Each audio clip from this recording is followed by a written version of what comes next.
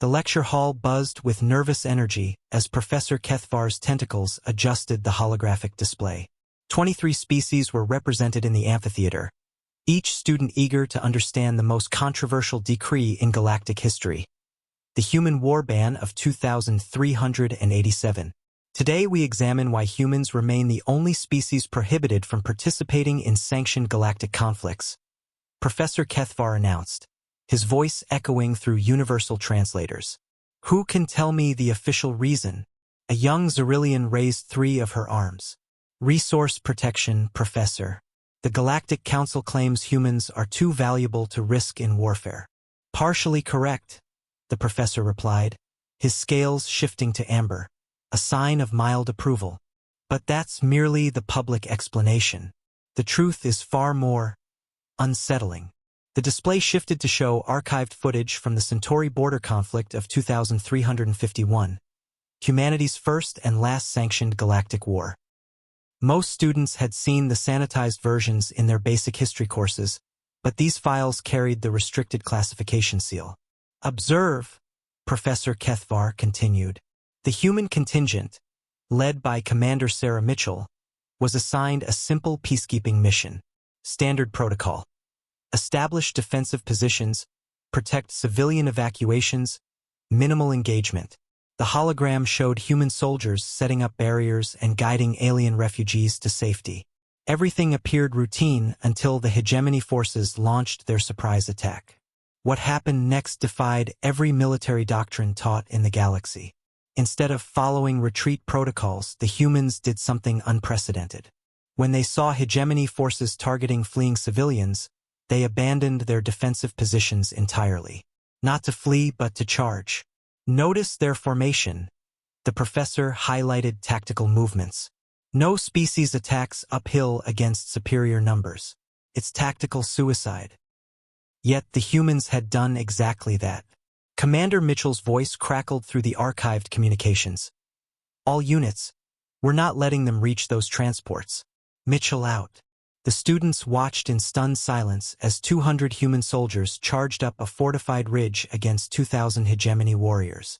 Military analysis showed they had a 0.3% chance of survival. They won. How? Whispered a vegan student, her crystalline form flickering with confusion. Professor Kethvar's expression darkened. This is where it becomes disturbing. Post-battle analysis revealed something unprecedented. The humans didn't just fight, they adapted mid-combat in ways that violated known biological limitations. The display zoomed in on individual human soldiers. Biometric readings showed impossible data. Pain receptors shutting down selectively, adrenaline levels sustaining at lethal rates for hours, cognitive processing accelerating beyond documented human norms. Soldier James Rodriguez lost his left arm to plasma fire. The professor continued. He used the cauterized limb as a club while continuing to operate his weapon with the other hand. Private Elena Vasquez carried a wounded Centaurian civilian for 3 miles after taking shrapnel to both legs. Damage that should have been immediately incapacitating. But the most disturbing footage came from the ridge itself. As hegemony forces realized they were losing to a vastly inferior force, they activated their fear pheromone weapons, biochemical agents that triggered primal terror in all known species.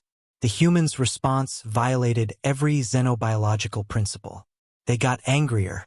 Dr. Yena's post-battle report concluded that humans possess a psychological mechanism absent in other species, Professor Kethvar explained. When faced with impossible odds while protecting others, they enter a state our translators can only approximate as righteous fury. The footage showed Commander Mitchell, injured and exhausted, standing over the defeated hegemony commander. Her words, recorded by battlefield monitors, had become classified at the highest levels. You picked the wrong species to threaten helpless people in front of. A Thrillian student raised a manipulator appendage. Professor, this explains their combat effectiveness, but why the complete ban? The hologram shifted to display casualty reports from other conflicts involving humans in support roles. The pattern was undeniable. Wherever humans witnessed what they perceived as injustice or cruelty, military calculations became meaningless. The Galactic Council realized that humans don't fight wars. Professor Kethvar concluded solemnly. They fight for causes.